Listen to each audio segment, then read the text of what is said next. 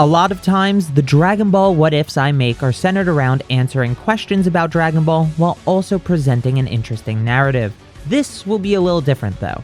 I call this series What If Versus, the series where I break down hypothetical matches that we never got the chance to see in the series proper. To start this series off strong, where better to go than to the strongest antagonists in the series, the strongest man Jiren and the strongest Saiyan, BROLY.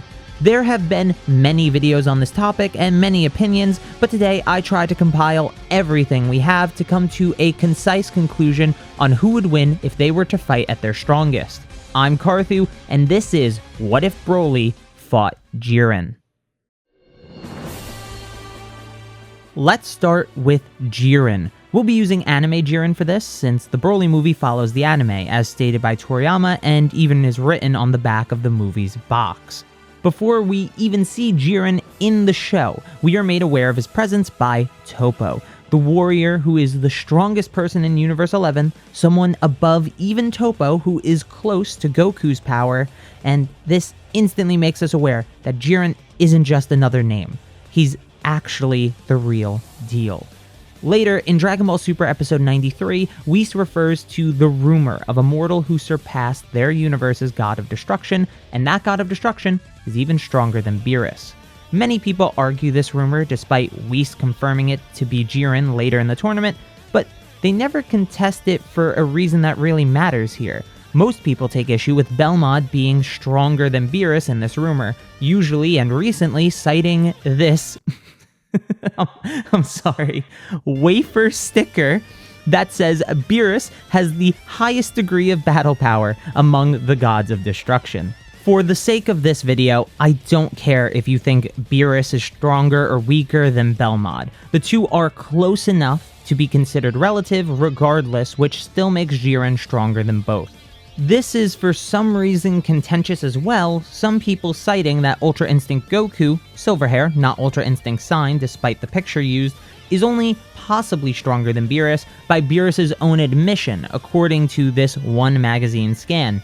The massive issue here is what the exact same scan says about Jiren, right there on the same exact page. This isn't a character's opinion. A character who, earlier in the arc by the way, shows that he will immediately contest someone being stronger than them in order to save face, but is instead a guide statement made with no biases. This right here, under Jiren's picture, says, the warrior called Universe 11's strongest warrior, who put himself through bloody training from a young age. He lightly exercises his power that exceeds the gods of destruction and overwhelms Goku. This, alongside the mortal rumor Whis earlier confirmed, places Jiren comfortably above the gods of destruction, which is perfectly in line with his character. Absolute strength is above all else in Jiren's view, so being weaker than the god of destruction wouldn't make sense. This already paints a very powerful picture of who Jiren is, but it doesn't stop there, as this is only base Jiren. At the end of episode 129 of Dragon Ball Super, we find out that Jiren has only just started using his full power to try and eliminate Ultra Instinct Sign Goku with one final attack. This power is what surpasses the gods of destruction, and it is easily swept away by Ultra Instinct Goku. This same Goku then goes on to push Jiren and his ideals to the point that he unleashes his hidden power, something fans call Awakened Jiren. The characters on the sidelines add how Jiren's power has increased dramatically, so we have a clear picture of how strong he's gotten. Statements aren't everything though. Jiren goes on to fight with and overpower Ultra Instinct Goku, the same Goku that earlier scans said probably surpassed Beerus, if you're not being generous, that is, or the same Goku who beat a Jiren that surpasses all the gods by lightly exercising his power, again from that earlier scan. The latter is the more consistent, so it's what I tend to go with, and that means Jiren has overcome a power that overcame a power that overcame the gods of destruction. It's absolutely insane. Goku then proceeds to get even stronger in Ultra Instinct as he bears the hopes of the people and universe he's fighting for. That's not really relevant though, as Jiren is our main subject today. I just wanted to show that Ultra Instinct Goku wasn't at some flat power level the entire fight with Jiren in episode 130. They both awakened new power during that fight. With all that covered though, where does this put Jiren? The mortal who is said to have surpassed the gods of destruction has power beyond any mortal and any mortal-derived gods in the multiverse. A life dedicated to strength has forced him into isolation and self-discipline, eventually reaching a point of power that no one in his universe, with the exception of the angel Margarita probably, was even comparable. Without even utilizing his hidden power, he can easily boast a power beyond the gods, and when he does awaken his inner strength, his power has far since transcended that realm, being comparable to a power that Whis calls unbeatable and beyond the gods. This is the power of the strongest man, Jiren. Unlike Jiren, BROLY doesn't have much to go off of as he's only in one movie, not an entire arc.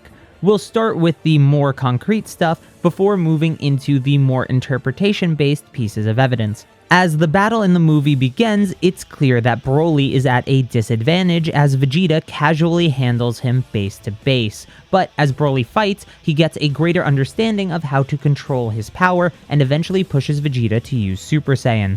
Later, BROLY begins to tap into the Ikari form, not fully transforming into it until he fights Goku though, and this is enough to have Vegeta use Super Saiyan God. BROLY never defeats Super Saiyan God Vegeta, but pushes him back enough for Goku to step in and take over the fighting. Now, a lot of people are confused how base Goku is keeping up with a BROLY that Vegeta couldn't handle easily in Super Saiyan God. While I won't say Goku is Super Saiyan God Vegeta level in base, I will say that director Tatsuya Nagamine said that Goku is approaching the level of the gods while Vegeta is trying to catch up. Despite Goku's good start though, BROLY does eventually force Goku to turn Super Saiyan Blue in order to fight him evenly. And I do mean evenly. The movie's guidebook says the two prodigies are equal when referring to the fight between Super Saiyan Blue Goku and Ikari BROLY. However, that all changes when BROLY turns Super Saiyan and should get 50 times stronger. Neither Goku or Vegeta could keep up with him at all, and the two think it is best to run away and try fusion. Notably, people always ask why they didn't try Kaioken times 20 or Blue Evolution, but they didn't for two reasons. Movie runtime, and it wouldn't be enough. BROLY was now 50 times stronger than Blue Goku, a gap that a Kaioken times 20 just couldn't conquer, and we tend to assume that Blue Evolution is the same multiplier, so that wouldn't help either. This leads us to Gogeta, and no, Golden Frieza surviving for an hour against BROLY isn't an anti-feat for BROLY, it's just a good feat for Frieza. So, Gogeta arrives and begins to dismantle Super Saiyan BROLY with relative ease, eventually forcing BROLY to transform further into his full power Super Saiyan form, and in turn, Gogeta transforms into Super Saiyan Blue.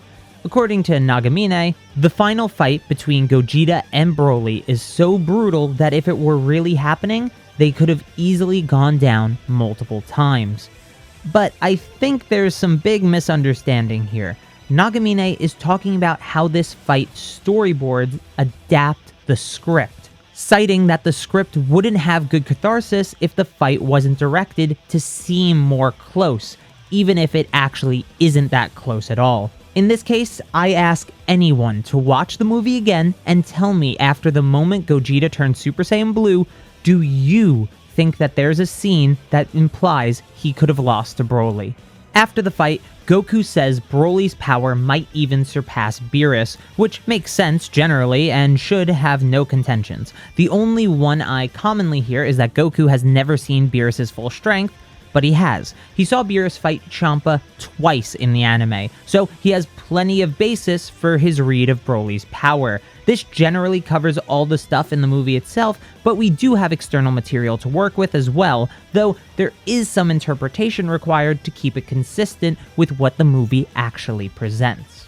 There was a string of trailers that say this battle is a battle of the strongest versus strongest, But there's only one way to really interpret that to have it make sense. Gogeta and Broly are the strongest mortals in Universe 7, possibly stronger than anyone in Universe 7 that isn't Whis. But that's all you can take away from that.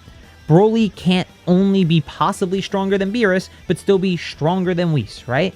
Also, why refer to anyone not there? It's just a strange argument to make, especially considering that promo material exists in order to hype the movie up, rather than existing to add nuance and detail to the story. Some magazines even call Broly the Strongest Saiyan, which, base to base, I guess would be true after the power-ups and control he garnered while fighting Goku and Vegeta, right? It's just, again, promo material jargon to make us more hyped for the movie. Finally, and this is the most contentious, Broly is called the strongest enemy. People use this to hype up Broly being stronger than Jiren, but I'm not sure why. For one, it's the editorial office of Saikyo Jump saying this, an editorial being an opinion piece in any print media. And then, on the same page, it says that Broly might have destructive power beyond the gods of destruction, which doesn't follow being stronger than Jiren, as I already established. This actually leads to a tangential point, but the enemies of the current arc aren't always stronger than the previous enemies. Take someone like Zamasu, who, when not immortal, shouldn't be at all comparable to Hit, right?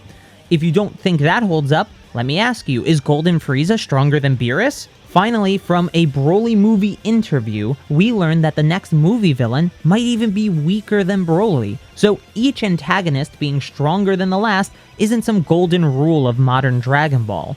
It's just something that happens sometimes. That's pretty much everything Broly, so who wins should be obvious at this point, but let's go over Broly. Broly was born as the Saiyan with the highest latent power ever measured. After training on Vampa with his father for 40 years, Broly has become so powerful that he can rival other characters with godly levels of strength, such as base Goku and Vegeta. He even pushes those characters to transform into their god forms in order to keep up with his own transformations. When Broly transforms into his full-powered Super Saiyan form, he becomes one of the strongest people currently in the universe and is possibly stronger than anyone other than Whis. This is the power of the strongest Saiyan, Broly.